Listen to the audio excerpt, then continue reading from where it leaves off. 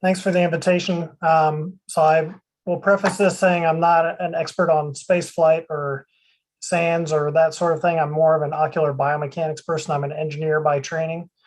Um, and I'd like to thank my co-author, Dr. Roberts, who got me interested in this area in general. So I'm sitting finally in my new building here at Ohio State.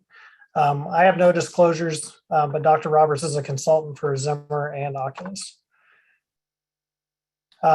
So my expertise is really more on the lens front, I would say. I do a lot of presbyopia research, which isn't particularly relevant to this, but I was just very happy to be invited to this conference.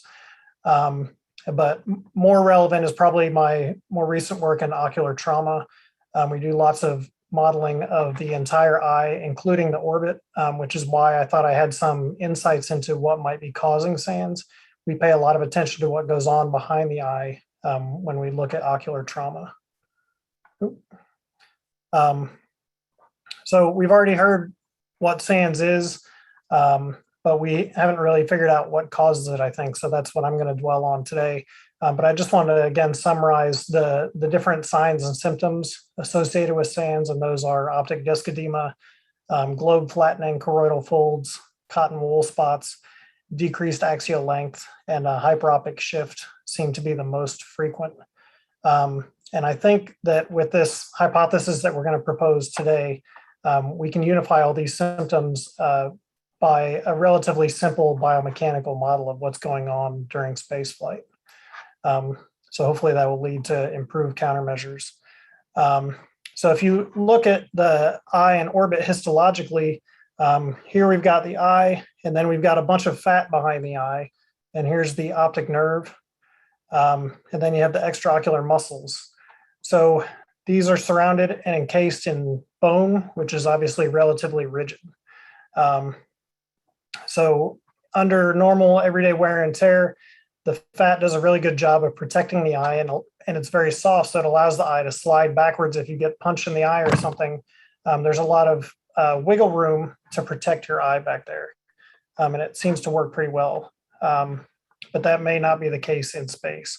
So I'm going to use a schematic of the eye, which is obviously very simplified, but we're going to have a shell, which is filled by vitreous, and we're going to ignore the lens, unfortunately. And so we just have an intraocular pressure exerted on the shell of the eye. That's one of the loads that I'm going to consider. Then there's the tension exerted by the extraocular muscles, which essentially hold the eye in place by pulling in the posterior direction. Then we have the intracranial pressure exerted at the optic nerve head. And then we have fat and other tissues behind the eye. And then we can also allow some tension on the optic nerve here.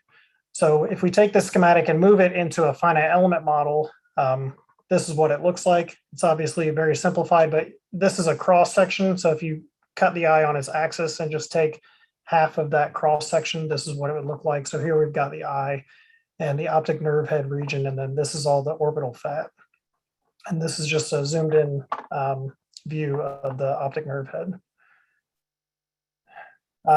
So our hypothesis is essentially that this headward fluid shift that we expect happens during spaceflight changes the balance of water content in the body. So this results in astronauts having puffy faces and other signs that have been detected, but I don't think it's been considered that maybe this also occurs in the orbit of the eye. So if we have more water content in the head, there may be more water content in the fat. And so mechanically what that would do is essentially swell the fat, and that would cause an anterior force on the back of the eye and along the optic nerve. And I think that this can actually account for all of the signs and symptoms associated with SANS potentially. And it doesn't take a lot of water to have this effect. So the way that we came at this, our scientific rationale was just using a simple force balance, Newton's second law. So all the forces acting in the axis of the eye have to sum to zero. Otherwise, your eye is going to be accelerating, which is hopefully not happening.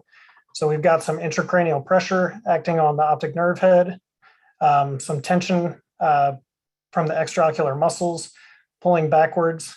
And then we've got the intraocular pressure. And mostly what we're concerned with today is this force exerted on the eye by the fat swelling.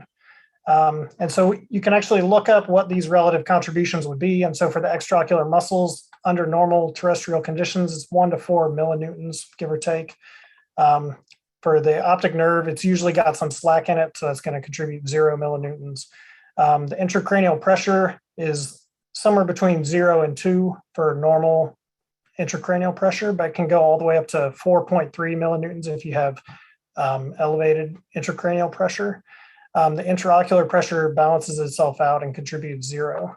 And we don't know what the fat contribution would be because in the terrestrial condition, it's just making up the balance.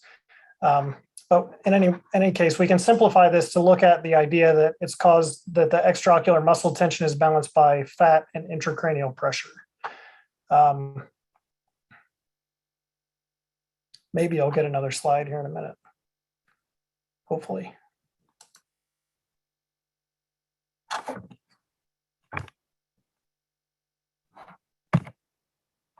Okay. So the inciting event is this microgravity-induced cephalid fluid shift, which we're postulating would cause orbital fat swelling.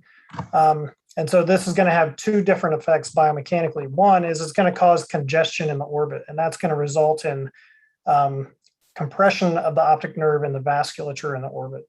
And that's going to, in turn, cause increased resistance to outflow, both in terms of axoplasmic outflow and vascular outflow. And so cotton wool spots are associated with axoplasmic flow reduction. So that may account for cotton wool spots. An optic nerve head edema can be caused by axoplasmic or vascular outflow changes. The vascular component may also contribute to choroidal folding by altering the loading in the choroid. And then on the other side, we've got the fat exerting a force on the posterior surface of the globe, which could cause globe flattening. And globe flattening could also reduce the amount of tension in the choroid, which is ultimately mechanically what causes folding, or wrinkling is what a mechanical engineer might call it. And globe flattening would also obviously result in decreased axial length, which results in a hyperopic shift. So many of the signs and symptoms can be unified with this pretty simple concept, I think. But to show this, we built a finite element model and solved it under many, many different circumstances, and we're about to submit a paper on this. But essentially, the eye proptoses, it moves in the anterior direction, not by a huge amount that you would necessarily notice when someone's face is very puffy, but by a clinically significant amount of somewhere in the 1 to 4 millimeter range. So that would be considered subtle proptosis, I'm told. So it's measurable and clinically significant, but not necessarily obvious. We'd also get a decrease in axial length, which here on the y-axis, we've got intracranial pressure increasing from 0 to 20 millimeter or centimeters of water. And then hygroscopic volume ratio, in other words, how much water we have in the fat. And you can see that these metrics almost entirely depend on the fat hygroscopic volume ratio. So we've got change in axial length, change in the peripapillary arc length, which would basically dictate how much tension is held in the choroid. So if the arc length is decreasing, the tension in the choroid is going to go away and you're going to get wrinkling. The posterior radius of curvature is another measure of globe flattening and depends primarily on fat swelling. And then the forces are in the case of the fat force can exceed 30 millinewtons, which is about 20 times that of the intracranial pressure. So then the extraocular muscle tension, which is holding the eye back, is almost entirely balanced by force exerted by the fat. So if we eliminate intracranial pressure and just look at the amount of proptosis that we get, you can see that a small amount of hygroscopic strain can cause a large amount of proptosis. And it can also predict other signs of SANS. And so just a couple of ideas for terrestrial analogs of this disease where we know that we get proptosis and things related to globe flattening are thyroid-associated orbitopathy and Rosai-Dorfman disease with proptosis. And in both of these cases, basically there's an increase in the volume of material in the orbit, and it causes proptosis of the eye and globe flattening.